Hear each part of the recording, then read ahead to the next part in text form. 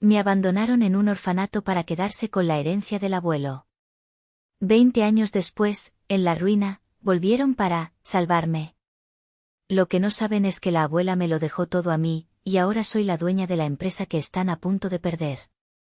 El murmullo de las conversaciones era como una marea baja, un oleaje suave de voces educadas que llenaba cada rincón de mi galería.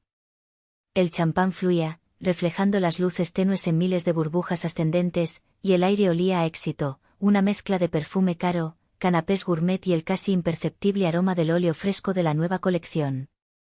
Con 30 años, había convertido mi nombre, Aldara, en una marca. Una marca sinónimo de buen gusto, de riesgo calculado y, sobre todo, de un éxito que a muchos les parecía tan repentino como un relámpago en una noche despejada. No sabían que mi tormenta personal había durado 20 años. Sostenía mi copa con una mano firme, el cristal frío contra mis dedos mientras observaba la escena desde una distancia calculada. El señor Benavides, un magnate de las telecomunicaciones con una pasión secreta por el arte abstracto, reía con una joven artista que yo había descubierto apenas 6 meses atrás. Su obra, ahora colgada en la pared principal, ya había triplicado su valor. Era buena en esto. Era buena convirtiendo la belleza cruda en un activo tangible. Era buena construyendo murallas. Fue entonces cuando mi asistente, una joven eficiente llamada Clara, se acercó a mí. Su rostro, normalmente un modelo de serenidad profesional, mostraba una fisura de incertidumbre. Señorita Aldara, susurró, inclinándose discretamente. Hay unas personas en la recepción. Dicen que son su familia. Insisten en verla. La palabra, familia, cayó en el aire acondicionado de la galería como una piedra al rojo vivo en un lago helado. El vapor siseó en mis oídos. El control que tanto me había costado construir amenazó con tambalearse. Mi mano libre, casi por voluntad propia, se deslizó hacia el dorso de la otra, y mi pulgar comenzó a trazar círculos sobre una pequeña cicatriz casi invisible, una pálida media luna cerca de mis nudillos. Un recuerdo de un patio de recreo de cemento y de una caída que nadie vino a curar. Hazlos pasar a mi oficina, dije, mi voz un tono más baja, más fría de lo que pretendía. Ofréceles agua. Estaré allí en 5 minutos. Clara asintió, aliviada de tener una orden clara, y se escabulló entre la multitud. Yo me quedé inmóvil un instante más, anclándome en el presente, en el peso de la copa en mi mano, en el murmullo de la gente que me respetaba, que pagaba millones por mi criterio. Pero la marea baja de las conversaciones se había convertido en un rugido sordo en mi cabeza. 5 minutos después, abrí la puerta de mi oficina. Estaban allí, sentados rígidamente en los sofás de diseño italiano que parecían incómodos por su mera presencia. Eran como figuras de un diorama polvoriento, trasplantadas a un mundo que no les pertenecía. Mi padre, Lorenzo, con un traje que le quedaba un poco grande en los hombros, la tela brillante por el uso. Mi madre, Griselda, aferrada a su bolso como si fuera un salvavidas, sus ojos moviéndose con avidez por cada rincón de la oficina. Mi hermano mayor, Iker, el que una vez fue el listo, ahora con la mirada resentida de un hombre que siente que la vida le ha estafado. Y Cande, la bonita, mi hermana menor, mirando su reflejo en la mesa de cristal con una expresión de vaga insatisfacción. El contraste era brutal. Mi oficina, un santuario de minimalismo y arte cuidadosamente seleccionado, se sentía profanada. Ellos olían a naftalina y a problemas de dinero. Lorenzo se levantó, forzando una sonrisa que no le llegó a los ojos. Aldara, hija. Qué bien te ha ido, dijo, su voz intentando sonar paternal y orgullosa, pero solo consiguiendo sonar hueca. Necesitamos hablar. En privado. Como la familia que somos. Asentí lentamente, cerrando la puerta detrás de mí. El clic del cerrojo sonó como el inicio de una partida de ajedrez que llevaba 20 años esperando jugarse. Me acerqué a mi escritorio, pero no me senté. Permanecí de pie, usando la imponente pieza de caoba como una barrera entre su mundo y el mío. Mi pulgar no dejaba de acariciar la cicatriz. El dolor fantasma era un viejo amigo. La sonrisa forzada de mi padre me transportó 2 décadas atrás, a otra mentira. Tenía 10 años y el aire en nuestra casa era tan denso que casi se podía cortar con un cuchillo. Mis padres nos reunieron en la sala de estar, esa habitación que olía a cera para muebles y a decepciones silenciosas. Recuerdo el patrón desgastado del sofá y cómo mis pies descalzos no llegaban al suelo, balanceándose en el aire, suspendidos en la incertidumbre. Lorenzo se aclaró la garganta, un sonido seco que captó nuestra atención. Su voz, en aquel entonces, aún tenía el timbre de la autoridad incuestionable de un padre. Como saben, el abuelo falleció hace poco, comenzó, su mirada evitando la de todos, fija en un punto abstracto en la pared. Nos dejó una pequeña herencia. No es mucho, pero es suficiente para empezar de nuevo. La situación aquí es insostenible. Nos mudaremos a Monterrey. Hay más oportunidades de negocio allí. Mi madre, Griselda, asintió, sus manos retorciéndose en su regazo como 2 pájaros atrapados. Será un nuevo comienzo para todos, añadió, aunque su voz temblaba, delatando la mentira que intentaba venderse a sí misma. Iker, que tenía 12 años y ya se creía un genio precoz de las finanzas, preguntó por los detalles del negocio. Cande, con 8, solo quería saber si podía llevarse todas sus muñecas y si su nueva habitación sería rosa. Yo, con 10, sentí un nudo de hielo formándose en mi estómago. Algo no encajaba. La forma en que sus ojos me evitaban, como si yo fuera el sol y tuvieran miedo de quemarse. El viaje es largo y tenemos que instalarnos, continuó Lorenzo, su voz adquiriendo un tono práctico y apresurado. Así que Iker y Cande vendrán con nosotros primero. Es importante inscribirlos en sus nuevas escuelas lo antes posible para que no pierdan el ritmo. Aldara, tú te quedarás aquí. La palabra, aquí, quedó suspendida en el aire, pesada y ominosa. ¿Aquí? Mi voz fue un susurro, el sonido de una hoja seca rompiéndose. Sí. Te quedarás en un lugar muy bueno.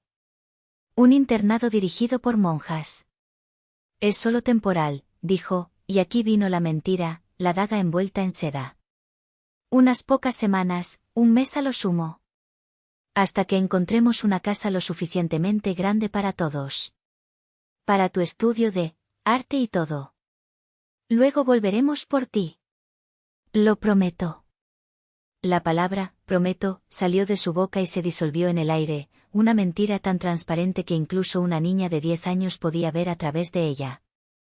Me estaban podando. Como una rama enferma de un árbol que esperaban que volviera a crecer sano. No era un plan logístico, era una amputación. El día que me llevaron, el cielo estaba de un color grisáceo y triste, como si estuviera de luto por mi infancia. El coche olía a la tensión agria del miedo. Iker y Cande no estaban, se habían quedado con unos vecinos. Era solo para nosotros 3. El viaje se sintió eterno. No hablamos. Yo miraba por la ventanilla, memorizando las calles de mi ciudad, despidiéndome en silencio de un mundo que estaba a punto de perderme para siempre. El orfanato de Nuestra Señora del Perpetuo Olvido era un edificio de piedra, imponente y frío, con ventanas altas y estrechas como los ojos de un juez. El nombre era una cruel ironía. Olvido. Eso era exactamente lo que me esperaba allí dentro. Mi padre detuvo el coche, pero no apagó el motor. La prisa era palpable. Griselda se volvió hacia mí en el asiento trasero. Su rostro era una máscara de aflicción ensayada. Pórtate bien, Aldarita. Sé una buena niña. Hacemos esto por tu bien. Por tu bien. Las palabras más crueles jamás dichas. Lorenzo ni siquiera bajó del coche. Fue mi madre quien me acompañó hasta la reja de hierro forjado, que se abrió con un chirrido agudo y lastimero. Una monja de rostro severo, la hermana Inmaculada, nos esperaba. Su hábito olía a almidón y a desinfectante. Mi madre me dio un abrazo torpe y rápido, como si tocara algo que quemaba. Me entregó una pequeña mochila con un par de mudas de ropa y un billete arrugado de 1000 pesos. Para tus cosas, susurró, sin mirarme. Volveremos pronto. Lo prometo. Y entonces se dio la vuelta, caminó rápidamente hacia el coche sin mirar atrás y desapareció dentro. Vi el coche alejarse, llevándose consigo todo mi mundo, dejándome en un umbral que separaba el antes del después. La hermana Inmaculada puso una mano pesada y fría en mi hombro. Vamos, niña. El sentimentalismo no alimenta. Y así, con esa frase, mi infancia terminó oficialmente. Mi recuerdo más vívido de aquellos días no fue la traición de mis padres, sino el último acto de amor que recibí. Unos días antes de que me abandonaran, mientras la tormenta se gestaba en silencio, mi abuela Silvana, la madre de mi padre, vino a verme. El cáncer la había reducido a una figura frágil, casi etérea, pero sus ojos grises aún conservaban una lucidez afilada, un fuego que la enfermedad no había podido extinguir. Me encontró en el pequeño jardín trasero, sentada bajo el viejo jacarandá, dibujando en un cuaderno. Ella era la única que nunca llamó a mi pasión un pasatiempo o garabatos. Lo llamaba tu don. Se sentó a mi lado en el banco de piedra, respirando con una dificultad que intentaba ocultar. Su mano, frágil como el papel de seda, se posó sobre la mía, deteniendo el movimiento de mi lápiz. Nunca dejes que nadie, ni siquiera la gente que se supone que debe amarte más, te diga que lo que haces es inútil, Aldara, susurró, su voz un hilo débil pero firme como el acero. Tu talento no es una carga, es tu voz. Es el mapa para salir de cualquier oscuridad. No lo olvides. Abrió su bolso y sacó una pequeña caja de música de madera. Estaba desgastada por el tiempo, con una bailarina de porcelana en la tapa a la que le faltaba un brazo. Era mía cuando era niña, dijo. Ha visto tiempos mejores, como nosotras. Guárdala. Cuando te sientas perdida, cuando creas que estás completamente sola, su melodía te recordará quién eres. Te recordará que alguien, en algún lugar, te amó más que a nada en el mundo. Me entregó la caja y sus dedos fríos rozaron los míos. Fue nuestra despedida. Murió una semana después de que me dejaran en el orfanato. Nadie se molestó en decírmelo. Me enteré meses después, por casualidad, al oír a dos monjas hablar en el pasillo. La noticia no me hizo llorar. Era como si mi capacidad para las lágrimas se hubiera agotado. Solo sentí un frío inmenso y abracé la caja de música con más fuerza. El orfanato fue exactamente el infierno que su fachada prometía. No era un lugar de crueldad física abierta, sino de una negligencia sistemática y fría que te calaba hasta los huesos. El hambre era una compañera constante, un dolor sordo en el estómago. La soledad era el aire que respiraba. Las otras niñas, endurecidas por sus propias tragedias, formaban manadas. Ser nueva, ser callada, ser la que dibujaba, me convirtió en un blanco fácil. La líder de las matonas era una chica mayor llamada Brenda. Tenía una cara bonita que se endurecía en una mueca cruel con facilidad. Me robaba la comida, me rompía los lápices, me llamaba princesita abandonada. Aprendí a ser invisible, a encontrar los rincones olvidados, detrás de la caldera en el sótano, en el desván polvoriento de la capilla, donde podía acurrucarme con mi cuaderno y mi caja de música. El arte se convirtió en mi armadura y mi arma. Dibujaba para escapar, creando mundos en el papel donde yo tenía el control, donde existía la belleza y la justicia. Pero también dibujaba para sobrevivir. Descubrí que podía dibujar retratos increíblemente realistas. Empecé a hacer retratos de las monjas a cambio de un trozo extra de pan, o de las chicas mayores a cambio de que me dejaran en paz. Mi don, como lo llamaba mi abuela, se convirtió en mi moneda de cambio. Fue allí donde me hice la cicatriz.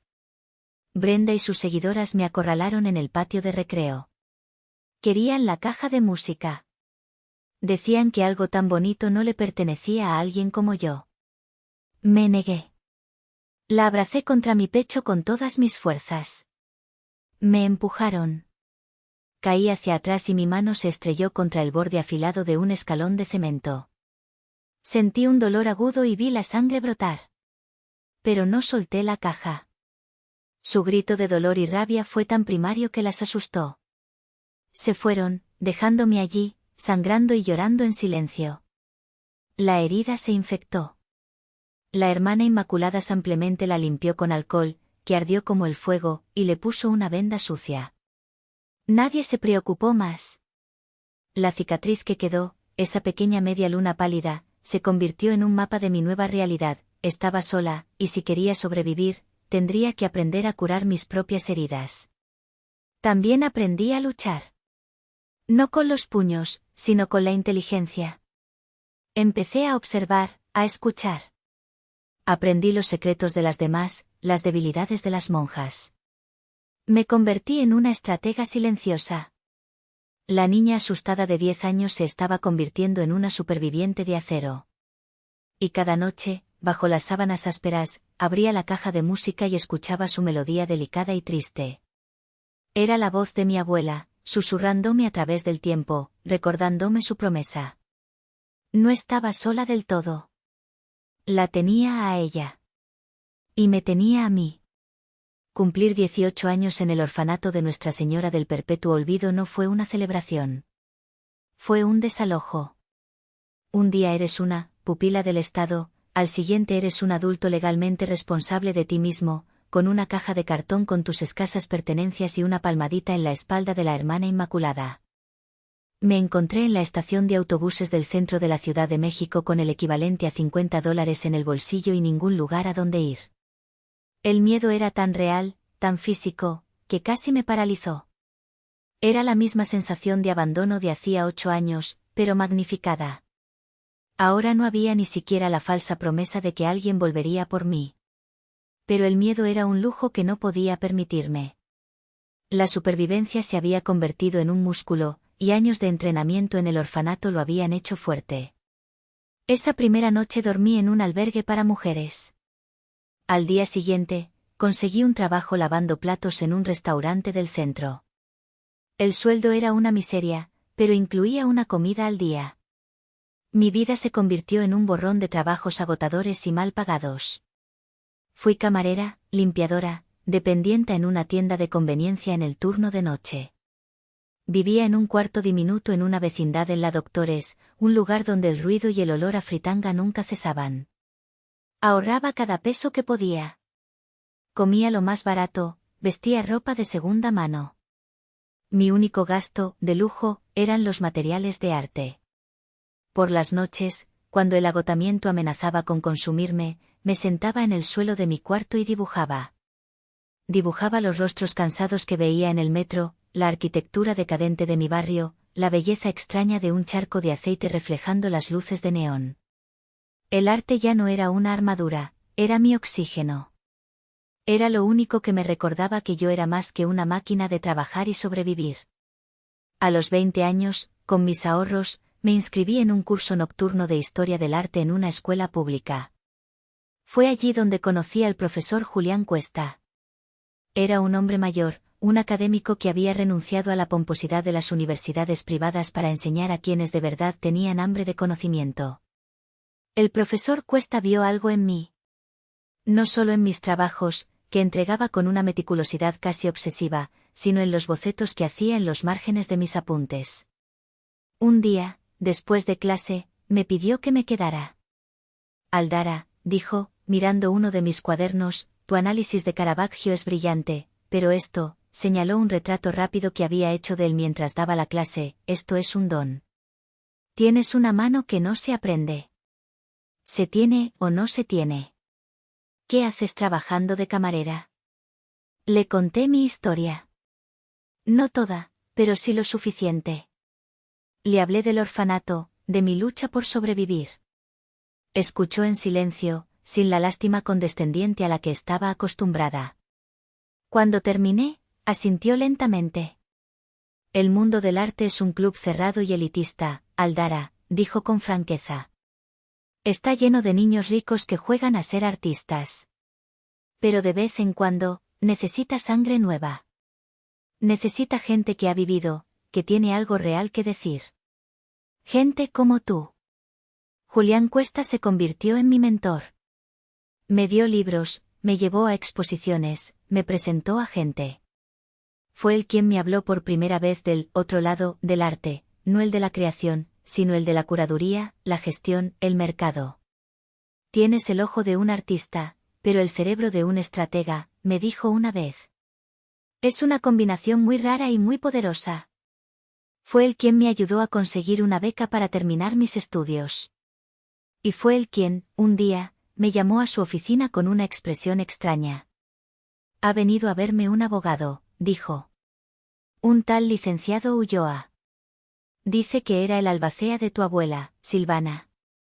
Ha estado siguiéndote la pista discretamente durante años, por orden de ella. Dice que hay un asunto pendiente. El encuentro con el licenciado Ulloa fue surrealista. Era un hombre que parecía sacado de otra época, con una dignidad y una rectitud que ya no se ven. Me explicó que mi abuela le había dejado instrucciones muy claras, debía asegurarse de que yo tuviera la oportunidad de estudiar, pero sin que yo supiera el origen de la ayuda. La beca que había ganado no era del gobierno, era de un fondo anónimo creado por mi abuela. Y había más. Algo que solo podría revelarse cuando cumpliera los 30 años. Ese conocimiento cambió algo dentro de mí. Mi lucha ya no era solo mía. Era parte de un plan, un legado. Mi abuela no solo me había dejado una caja de música, me había dejado un camino. Con esa nueva determinación, me gradué con honores. Empecé desde abajo, trabajando como asistente en una pequeña galería. Aprendí el negocio desde dentro, observando, absorbiendo todo. Hice contactos, construí una reputación de tener un ojo infalible. A los 27, con un pequeño préstamo que Ulloa me ayudó a conseguir del fondo de mi abuela, sin que yo supiera toda la verdad, abrí mi propia galería en un local modesto en la colonia Roma. El resto, como dicen, es historia. Mi enfoque en artistas emergentes y mi audacia para apostar por talentos que nadie más veía dieron sus frutos. La galería creció, se mudó a Polanco, y mi nombre empezó a sonar en los círculos correctos. El éxito atrajo más éxito. Pero nunca olvidé. Nunca olvidé el frío del orfanato, el sabor de la comida barata, ni la mano firme y bondadosa del profesor Cuesta. Mis cimientos no estaban construidos sobre el dinero, sino sobre el recuerdo de la bondad y la crueldad, y la determinación de honrar a una y superar a la otra. El silencio en mi oficina era denso, cargado con 20 años de palabras no dichas. Finalmente, Lorenzo se aclaró la garganta, adoptando el tono de un hombre de negocios razonable que discute términos con un socio. Aldara, seré directo, dijo. El negocio no va bien. De hecho, está al borde de la quiebra. Muebles de diseño Lorenzo, ya no es lo que era.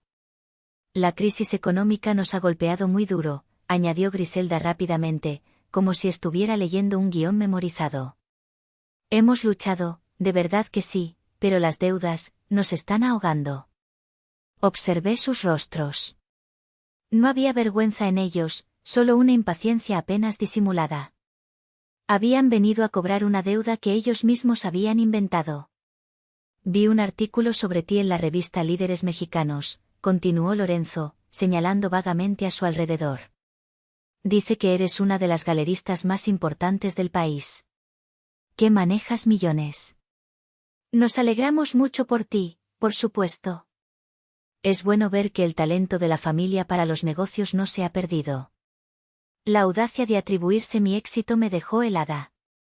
Iker, que no había podido contenerse más, se inclinó hacia adelante. Su voz tenía un filo de resentimiento, la voz de un hombre que se siente con derecho a todo y no ha conseguido nada. Lo que papá quiere decir es que te ha ido increíblemente bien.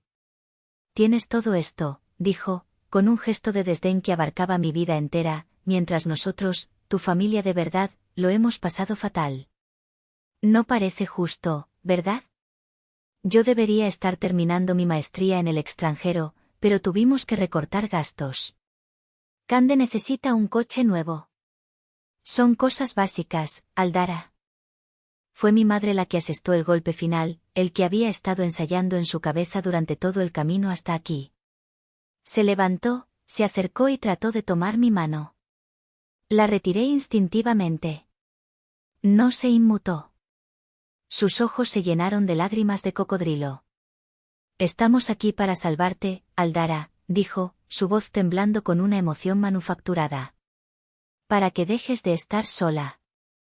Sabemos que debe haber sido muy difícil para ti todos estos años, sin una madre, sin nadie. Pero ya se acabó. Hemos vuelto. Podemos ser una familia de nuevo, como antes. Solo tienes que ayudarnos a superar este bache. Es lo que haría una buena hija. La audacia de sus palabras me dejó sin aliento. Salvarme. A mí.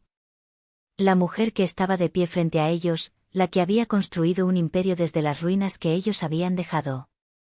Venían a salvarme de mi éxito, de mi independencia, de la vida que había forjado no a pesar de ellos, sino precisamente por su causa. ¿Y qué implicaría exactamente esa ayuda? Pregunté, mi voz tan tranquila y afilada como un bisturí. Y Kerr resopló, impaciente. No te hagas la tonta, Aldara. Necesitamos un rescate financiero. Unos 10 millones de pesos para empezar, para pagar a los acreedores más urgentes.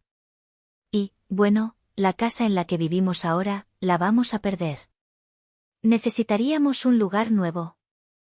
Algo decente, en una buena zona. Es lo mínimo que puedes hacer.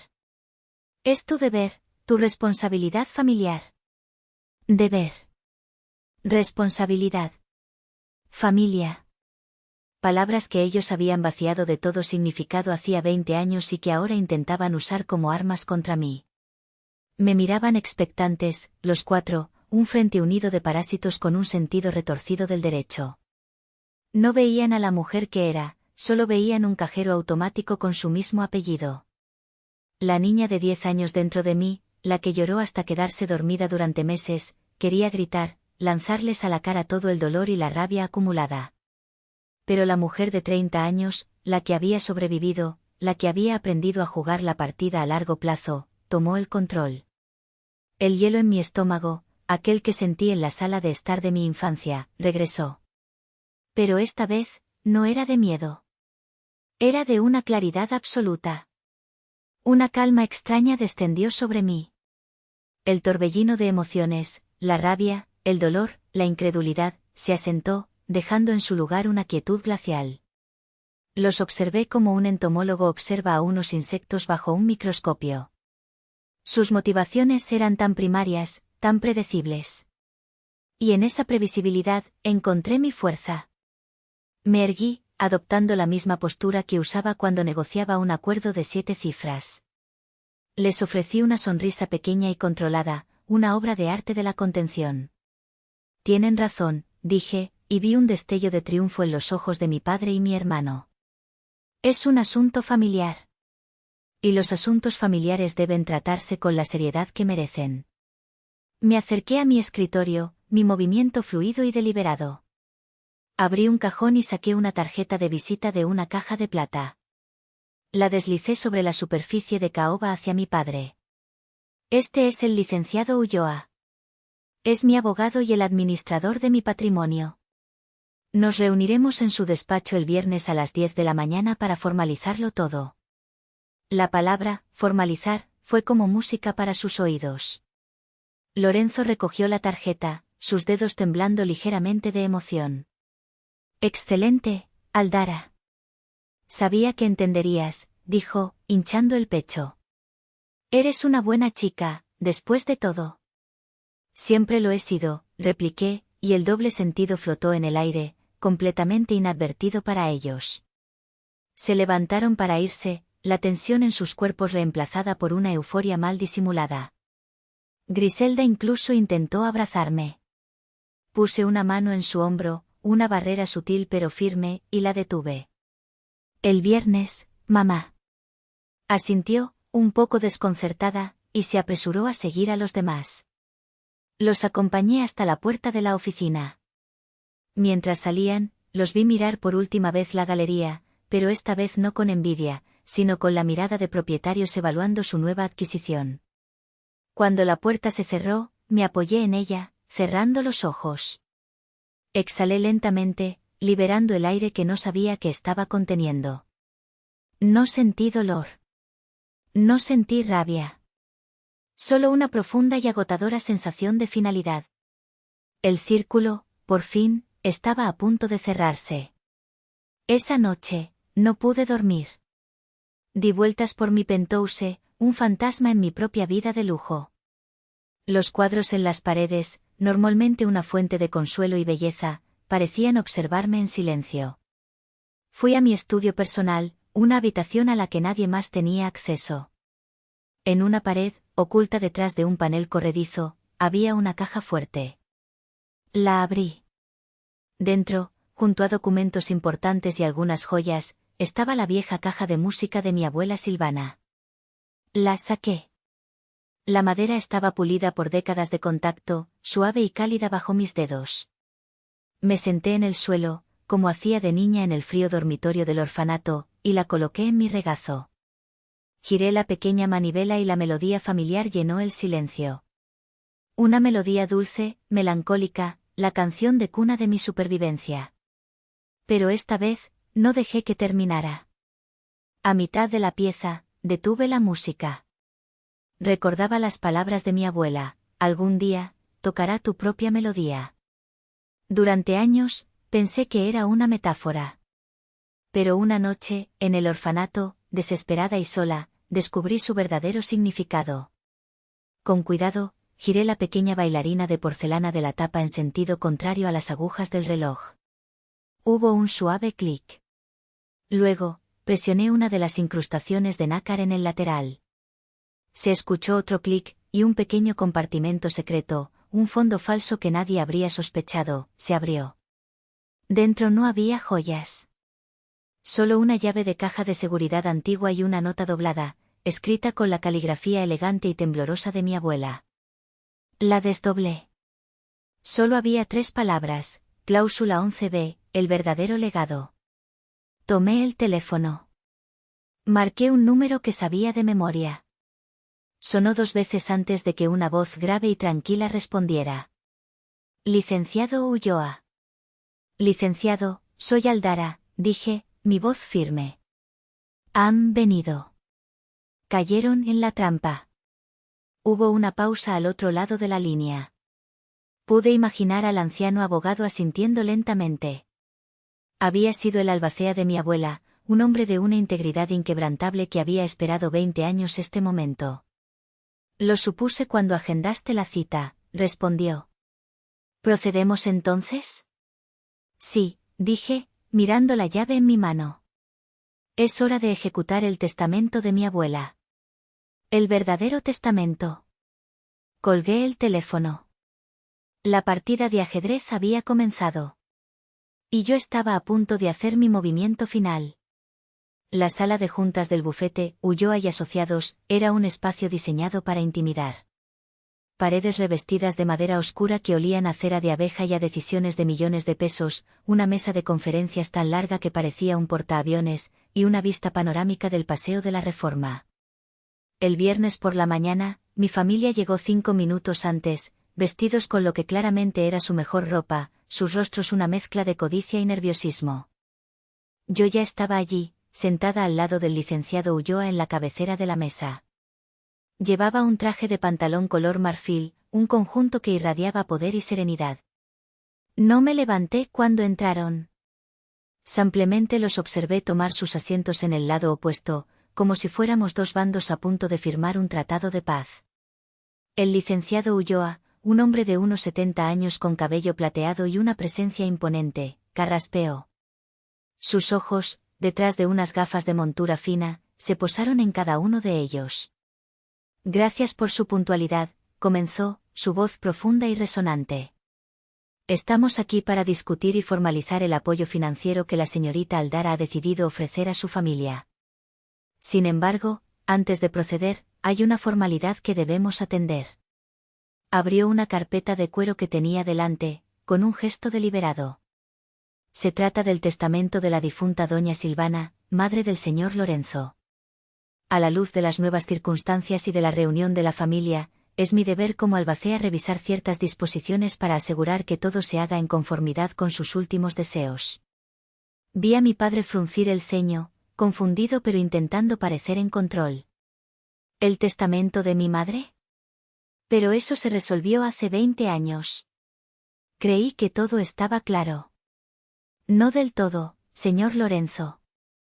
No del todo, respondió Ulloa, imperturbable. Hay cláusulas que solo entran en vigor bajo circunstancias muy específicas. Y esas circunstancias, curiosamente, se han presentado esta semana. Se ajustó las gafas y comenzó a leer de un documento que parecía antiguo, el papel amarillento por el tiempo.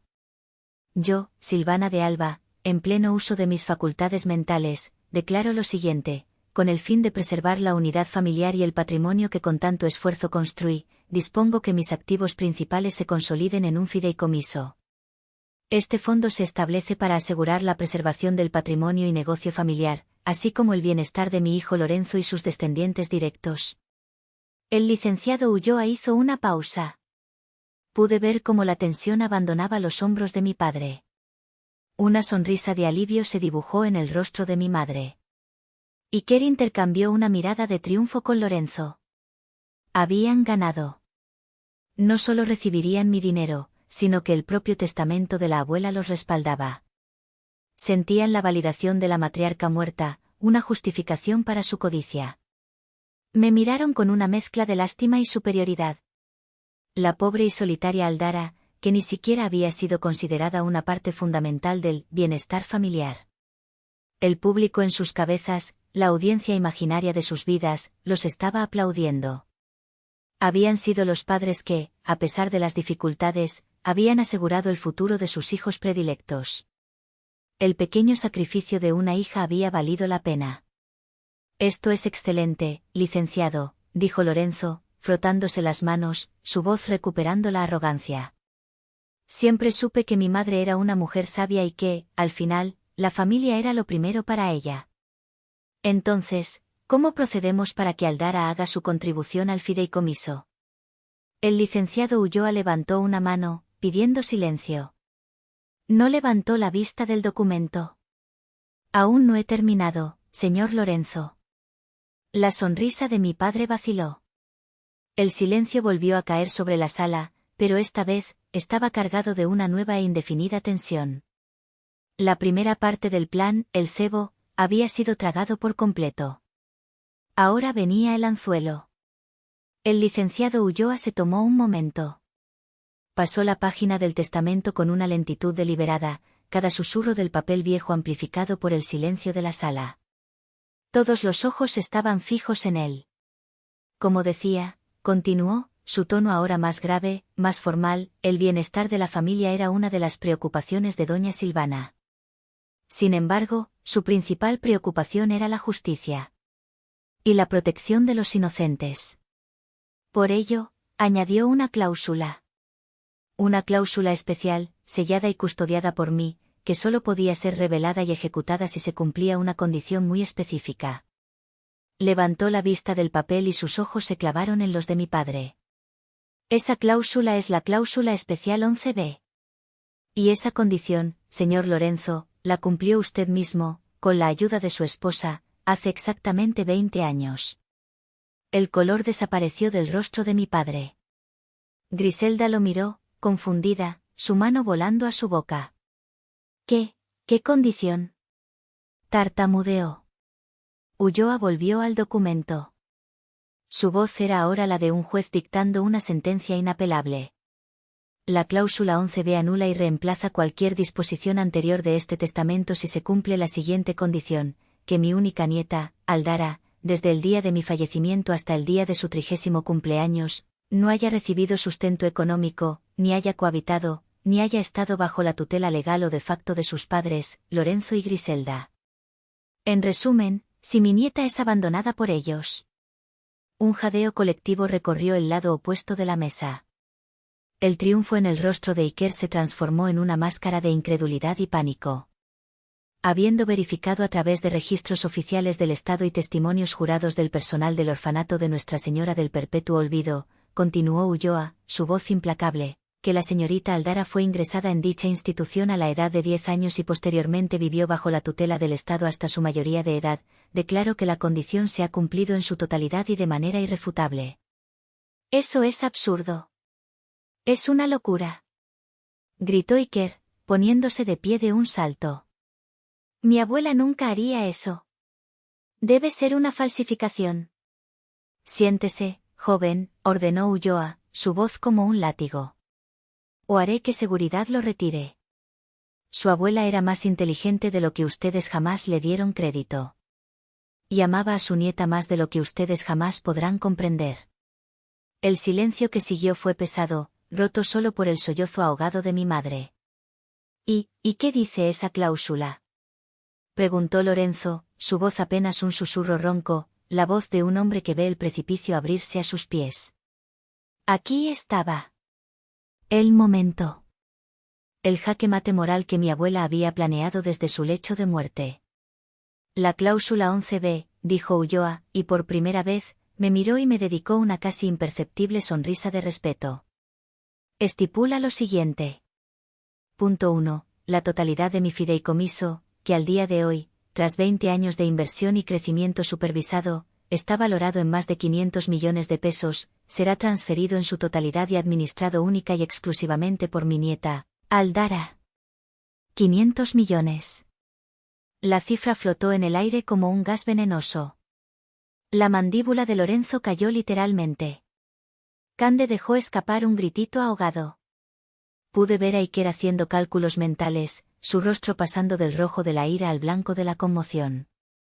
Punto 2, prosiguió Ulloa, impasible ante el caos emocional que se desarrollaba frente a él. Y este es el punto más importante, el propósito irrevocable de mi legado. El objetivo de este fideicomiso no es el enriquecimiento personal de mi heredera. Su propósito único y obligatorio es la creación y financiación a perpetuidad de la Fundación Silvana de las Artes. Hizo una pausa, dejando que las palabras calaran. La misión de esta fundación será identificar, becar y promover la educación y carrera de jóvenes talentos artísticos provenientes de orfanatos y entornos vulnerables de toda la República Mexicana. Niños como mi Aldara. Niños a los que el mundo ha dado la espalda. El golpe final. No era solo dinero. Era el propósito. Era la humillación absoluta. Era la antítesis de todo lo que ellos representaban. Punto 3 y final. Para capitalizar dicha fundación, mi heredera y directora vitalicia, Aldara, tiene la autoridad total e incondicional para liquidar cualquier activo perteneciente al fideicomiso. Esto incluye, específicamente, el terreno y las instalaciones sobre las que se asienta el negocio, Muebles de Diseño Lorenzo, ya que dicho terreno era propiedad original mía y solo fue cedido en usufructo. El abogado cerró la carpeta con un sonido seco y definitivo. En resumen, señores, dijo, quitándose las gafas y mirándolos directamente. Al abandonar a su hija, no solo la desheredaron a ella de su amor. Se desheredaron ustedes mismos de la fortuna de su madre. Y, sin saberlo, cumplieron su deseo más profundo, que su dinero no fuera a parar a manos codiciosas, sino que se convirtiera en la esperanza para cientos de niños que, como Aldara, solo se tienen a sí mismos y a su talento. La empresa, a partir de este momento, es un activo de la fundación. Y la fundación, señores, es de Aldara. El mundo pareció detenerse. En los rostros de mi familia vi el ciclo completo de la negación, la confusión, la ira, la desesperación y, finalmente, la comprensión devastadora de que habían sido superados. No por mí. Por una mujer muerta cuyo amor por su nieta había resultado ser más fuerte y mucho más astuto que su codicia. El silencio que siguió a las palabras del licenciado Ulloa no fue un silencio pacífico. Fue el silencio del vacío, el que precede al colapso de una estructura. Vi cómo la realidad se desmoronaba en los ojos de mi padre. Su rostro, antes arrogante, se volvió flácido, gris. Se desplomó en su silla como si sus huesos se hubieran licuado. No. No puede ser, murmuró, mirando al vacío. Todo este tiempo. Griselda fue la primera en romperse por completo. Sus sollozos ya no eran lágrimas de cocodrilo, eran los aullidos guturales y feos de la pérdida absoluta. Lorenzo. Haz algo. Es el dinero de tu madre. Es nuestro. Dile algo. Pero fue Iker quien explotó. Su rostro, rojo de furia, se contorsionó en una máscara de odio. Esto es un robo. Una trampa. Gritó, señalándome con un dedo tembloroso. Tú. Lo planeaste todo. Manipulaste a una anciana moribunda. Eres un monstruo. Me mantuve en silencio, dejando que su veneno se gastara contra mi impasibilidad. ¿Un monstruo? Quizás. Pero fueron ellos quienes me crearon. Fue en ese momento de caos cuando la puerta de la sala de juntas se abrió suavemente. El señor Benavides, el magnate, entró. Vestía un traje impecable y su presencia emanaba una autoridad tranquila que instantáneamente silenció los gritos de Iker. Licenciado, Aldara, lamento la interrupción, dijo, su mirada pasando brevemente por mi familia con un atisbo de desdén. Solo quería confirmar mi donación inicial de 50 millones de pesos a la fundación. El legado de su abuela, Aldara, es inspirador. Cambiará vidas. Mi consorcio y yo estamos honrados de ser los primeros en apoyar esta noble causa. Su aparición no fue una coincidencia. Había sido orquestada por Ulloa y por mí. Era el golpe de gracia.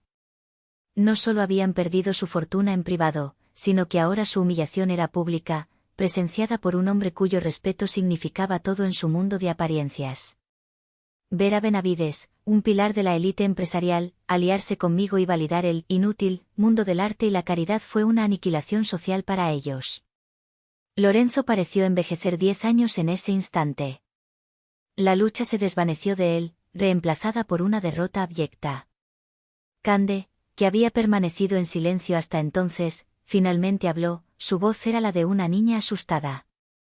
Entonces, ¿no hay dinero? ¿Vamos a perder la casa? ¿Todo? Nadie le respondió. La respuesta era obvia. Estaban en la ruina. Habían venido como salvadores y saldrían como mendigos. Griselda se arrastró, literalmente, de su silla y cayó de rodillas a mi lado. Se aferró a la tela de mi pantalón, su rostro descompuesto por las lágrimas y el rímel corrido. Aldara, por favor, hijita, suplicó. No puedes hacernos esto. Somos tu familia. Cometimos un error. Un terrible, terrible error. Pero te queremos. Siempre te hemos querido. Ten piedad. Piedad. Una palabra que no existía en el vocabulario del orfanato de Nuestra Señora del Perpetuo Olvido. Miré su rostro suplicante. Por un instante, una punzada de algo parecido a la lástima me atravesó. Pero entonces, vi la cicatriz en mi mano. Y recordé. Recordé el frío, el hambre, la soledad. Recordé a la niña de 10 años que rezaba todas las noches para que volvieran, hasta que dejó de rezar. Aparté su mano de mi pierna con suavidad, pero con una finalidad absoluta. El contacto físico con ella me quemaba. Después de que los eché de la oficina del abogado, los vi discutir en el vestíbulo. Sus voces eran susurros venenosos. Es tu culpa. Siseó Griselda a Lorenzo. Siempre con tus grandes planes. Debimos haberla llevado con nosotros. ¿Y vivir de qué? Replicó él. Tú estuviste de acuerdo. Pensaste que era una buena idea. Iker se volvió hacia ellos. Ambos son unos inútiles. Toda mi vida arruinada por su estupidez. Yo debería haber estado a cargo de las finanzas. Se estaban devorando vivos. La familia unida que había venido a reclamar su derecho se había desintegrado en un nido de víboras, cada uno culpando al otro. Y yo, por primera vez, lo veía todo desde fuera, a salvo. Me levanté. Todos los ojos se volvieron hacia mí. Por primera vez en la presencia de mi familia, no me sentí como una acusada, ni como una víctima, ni como un fantasma. Me sentí como la arquitecta de mi propio destino. No les robé nada, dije, y mi voz llenó la sala, tranquila pero inquebrantable. Ustedes abandonaron su herencia hace 20 años en la puerta de un orfanato. Yo solo la recogí. Caminé hacia la ventana, dándoles la espalda por un momento. Miré la ciudad que se extendía bajo mis pies. Una ciudad que me había puesto a prueba, que me había visto caer y levantarme una y otra vez. No planeé esto, continué, más para mí que para ellos. Yo solo sobreviví. Construí una vida con los pedazos que me dejaron. Fue su propia codicia, su regreso no solicitado, lo que activó esta cláusula. Fue su último acto de egoísmo el que selló su destino. No fue mi venganza. Fue la justicia poética de mi abuela. Me volví para enfrentarlos de nuevo. La empresa, como escucharon, es ahora un activo de la fundación. Y la fundación es mi vida. Pero la abuela Silvana me enseñó sobre la justicia, no sobre la crueldad. Hice una señal al licenciado Ulloa. Él deslizó una nueva carpeta sobre la mesa. La fundación no los dejará en la indigencia, dije. Les asignará una pensión mensual vitalicia a cada uno. Es una cantidad modesta. Suficiente para un apartamento decente, para comida, para vivir sin lujos pero con dignidad. Más dignidad de la que ustedes me concedieron a mí. Lorenzo levantó la cabeza, un atisbo de esperanza en sus ojos derrotados. A cambio, añadí, y mi voz se endureció como el acero, firmarán este acuerdo. Es un acuerdo de confidencialidad y de no contacto. Significa que desaparecerán de mi vida. Para siempre. No más llamadas. No más visitas. No más emboscadas en mi galería. Legalmente, dejaremos de existir el uno para el otro. Se convertirán en lo que fueron para mí durante 20 años, extraños. El acuerdo era mi piedad, pero también era mi sentencia. Les estaba dando una jaula de oro, una vida de irrelevancia asegurada, a cambio de mi libertad absoluta. No hubo negociación. Uno por uno, como autómatas, firmaron los documentos. Lorenzo con la mano temblorosa de un anciano. Griselda sin siquiera leerlo, sus lágrimas manchando la tinta. Iker con un trazo violento y airado. Cande con la resignación de quien nunca ha tomado una decisión por sí misma. Cuando terminaron, me dirigí a la puerta.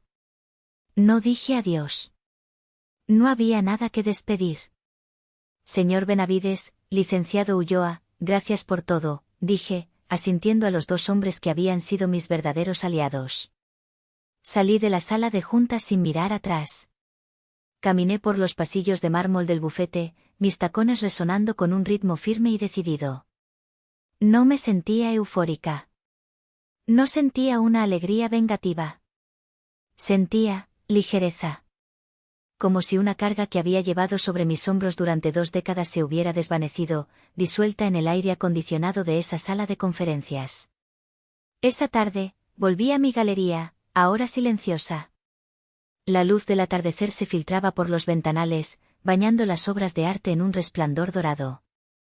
Fui a mi estudio privado y me paré frente a un lienzo en blanco. Por primera vez en años, no pensé en lo que se vendería, en lo que dirían los críticos, en las tendencias del mercado. Tomé un pincel, lo hundí en un azul profundo y tracé la primera línea. Caótica. Libre. Dolorosa. Hermosa. Era mi voz, sin filtros. Más tarde, saqué la caja de música. La abrí. Y mientras la melodía llenaba la habitación, no era un requiem por una infancia perdida. Era una obertura. El comienzo de algo nuevo. El sonido de mi propia melodía, por fin. Y mientras la última nota se desvanecía, una pregunta flotó en mi mente. Una pregunta para mí, y quizás, una pregunta para ustedes. ¿He convertido su codicia en la esperanza de otros? ¿Hice lo correcto, o debí haberles dejado sin nada?